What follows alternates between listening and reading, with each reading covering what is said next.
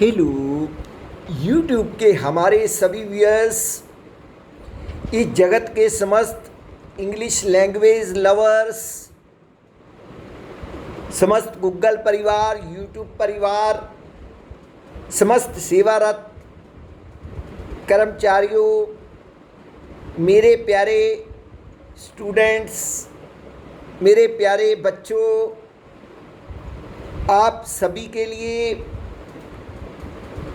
मैं प्रतिदिन spoken English class लेकर उपस्थित होता हूँ। यस, जल्द ही इस चैनल पर मेरी पर्सनालिटी डेवलपमेंट क्लास भी आने वाली है। बस थोड़ा इंतज़ार कीजिए। व्यूअर्स, आप अच्छे से अध्ययन कीजिए। मैं आप जी के लिए बहुत सारी चीज़ें इस चैनल पर लेकर आऊँगा। व्यूअर्स, आज की स्पोकन क्लास के अंदर जो डायलैक्ट्स मैं आप जी के लिए लेकर आया हूँ, वो भी दो व्यक्तियों के बीच में बातचीत है जो कि बस स्टॉप पर अचानक एक दूसरे से मिलते हैं। तो देखिए किस प्रकार की कन्वर्सेशन है। इसको ध्यान से हमें सुनना है, अमल में लाना है और प्रैक्टिस करते रहना है इसका व्यूअर्स। तो चलिए कन्वर्सेशन आरंभ करते हैं। First person, excuse me, do you know from where can I get a bus to Delhi gate? All buses go to that side. Where do I stand in the queue? This end or that? Just behind me. Thank you. How long does it take to reach Delhi Gate? Hardly 10 minutes. When will the next bus come? It is difficult to say. It may take 5 minutes or even 25 minutes. But I had the impression that DTC is also as reliable as BEST. Have you come from Bombay? That's right. No doubt BEST is known for its quick services, but DTC has also improved a lot. Is it? Since when? After many public protests. Before that it was very unreliable. What do you mean? The buses were usually late, sometimes missed the trip, and at times were overcrowded and didn't stop. That must have been very troublesome. Of course, but now things have improved. Look, there is your bus. Get into it quickly. Bye bye. Thank you. Bye bye. तो मेरे प्यारे बच्चों, ये conversation थी bus stop पर खड़े दो passenger के बीच में, दो व्यक्तियों के बीच में जो आपस में बातचीत कर रहे हैं। तो व्यूअर्स, इस प्रकार से आप लोग अभ्यास कीजिए। एक स्पेसिमेन प्रतिदिन मैं आप जी के लिए लेकर आता हूँ। व्यूअर्स, ये कन्वर्सेशन हमें प्रॉपरली करना आना चाहिए, तभी हम फ्लुएंट इंग्लिश स्पीकर बनेंगे व्यूअर्स। तो चलते हैं आज की कक्षा की अगली आइटम की ओर, जो है confusing word. Viewers, confusing word मैं प्रतिदिन आपके लिए एक पेयर लेकर आता हूं। तो आज भी जो मैं पेयर लेकर आया हूं व्यूअर, बहुत सूक्ष्म सा अंतर है, लेकिन लोग इसको इग्नोर कर देते हैं, एक दूसरे की जगह वो चीज़ यूज कर लेते हैं। व्यूअर्स, एक है वर्ड हैव कॉफ़ी और एक है टेक कॉफ़ी। अब इसके साथ कॉफ़ी की जगह आप टी भी लगा सकते हैं, have tea, take tea. Viewers, have coffee का मतलब क्या है? इन दोनों का मतलब लोग सिमिलर लेते हैं। हैव कॉफ़ी और टेक कॉफ़ी मतलब कि कॉफ़ी लीजिए, इस तरह की सेंस में ले जाते हैं। तो ये इसका जो डिफरेंस है वो क्या है, वो आज हम समझने का प्रयास कर रहे हैं। Have coffee means, it means to drink coffee. जैसे मैं कहूँ would you like to have some coffee, जब मेरे बच्चों मैं कहूँ I would like to have a cup of tea, तो यहाँ पर हैव कॉफ़ी या हैव टी जो मैं बोल रहा हूँ उसका मतलब पीने से है कि आप चाय पिएंगे, क्या आप चाय पीजिएगा। लेकिन प्यारे बच्चों, जब मैं टेक कॉफ़ी या टेक टी बोलता हूँ, इसके मतलब में थोड़ा सा डिफरेंस आ जाता है। यस, वो अच्छे से जान लो। It means the way you would like to have coffee और टी। इसका मतलब आप चाय या कॉफ़ी किस प्रकार से लेते हैं, ये थोड़ी सी सेंस में फ़र्क आ जाता है। जैसे एक सेंटेंस में बोलता हूँ, how do you take your coffee with sugar और विदाउट शुगर।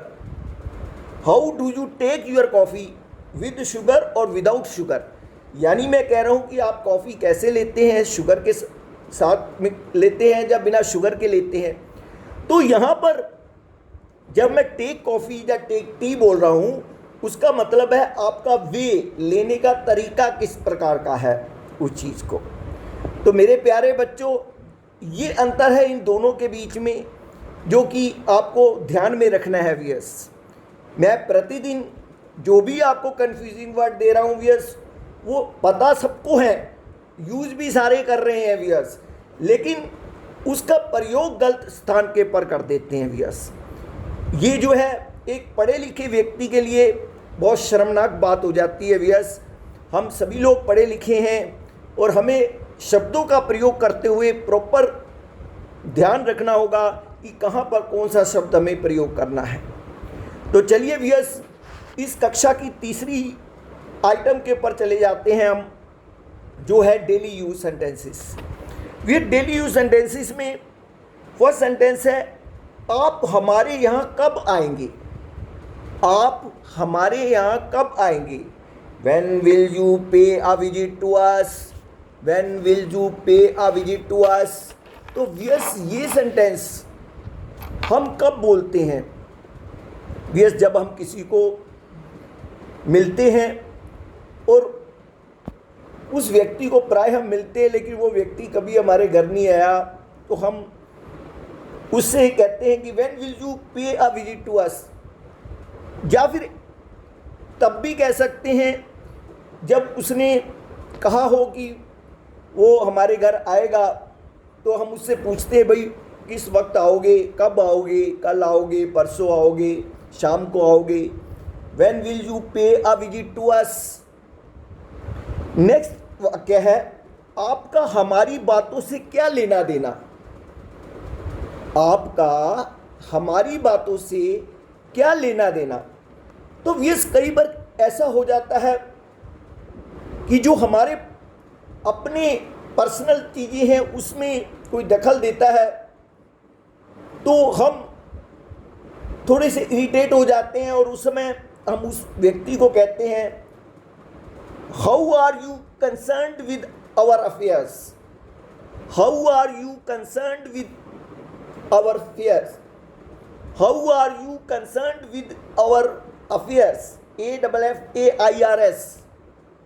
तो व्यूअर्स, ये वाक्य तब बोला जाता है। नेक्स्ट और थर्ड वाक्य है, वो बहुत बातूनी है। मेरे प्यारे बच्चों, बातूनी का मतलब बहुत ज़्यादा बातें करने वाला। She is very talkative. She is very talkative. या फिर हम ऐसे भी कह सकते हैं, she talks a lot. She talks a lot. तो यस, कोई बहुत ज़्यादा बातूनी है, बहुत ज़्यादा बातें करता रहता है या करती रहती है, तो उसके लिए ये सेंटेंस प्रयोग किया जा सकता है। नेक्स्ट सेंटेंस है, मुझे इसकी याद दिला देना। मुझे इसकी याद दिला देना। यस, ये सेंटेंस भी बहुत ही बोला जाता है, क्योंकि आज का समय ऐसा है, यस, हमारा दिमाग बहुत चीज़ों में उलझा रहता है और कई बार ऐसा होता है व्यूअर्स कि इन उलझनों में हम कई बार कोई इम्पोर्टेंट कार्य या इम्पोर्टेंट बात को ही भूल जाते हैं। ठीक है, ये सपोज कीजिए आपका कोई नियर और डियर है, उसका बर्थडे है, अब देखो विश करना बनता है, लेकिन क्या है हम इतने उलझन में पड़े होते हैं, हम उसका बर्थडे ही भूल जाते हैं। या फिर कोई और इम्पोर्टेंट बात हो तो कई बार फिर हम जो हमारे समीप रहते हैं या हमारे घर के सदस्य हैं, हम उनको ये बोल देते हैं मुझे इसकी याद दिला देना। तो मेरे प्यारे बच्चों, इंग्लिश में कैसे बोलेंगे? Please remind me of it, please remind me of it. तो मुझे इसकी याद दिला देना।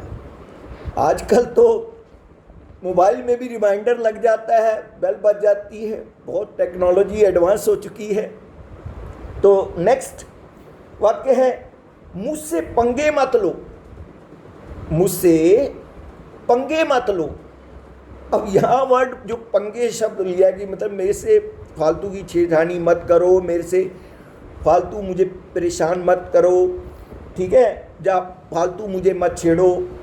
तो यहाँ पर ये वाक्य तभी बोला जाता है जब कोई अननेसेसरीली किसी को परेशान कर रहा है, तो वो उसे वार्न करता है भाई मुझसे पंगे मत लो, ठीक है, इसके कॉन्सिक्वेंसेस ठीक नहीं होंगे, मुझसे पंगे मत लो।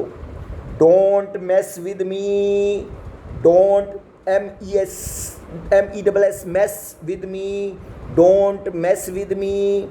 तो वहाँ पर हम वियर्स ये सेंटेंस का प्रयोग करते हैं। ये थे 5 सेंटेंस वियर्स जो मैं आप जी के लिए लाया। वियर्स, प्योर मातृभाषा के अंदर आपको इंग्लिश सिखाने वाला ये टीचर हमेशा आपकी सहायता के लिए उपस्थित रहेगा viewers. This is way of my teaching. Every teacher has his own way of teaching wears.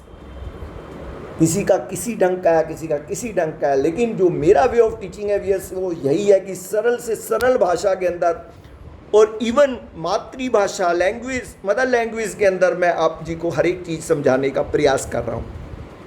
मेरे प्यारे बच्चों, आप लोग तरक्की करो, उन्नति करो, जीवन में बहुत खुश रहो, यही प्रार्थना भगवान जी से एक टीचर दिन रात सुबह शाम हर समय करता है वियर्स।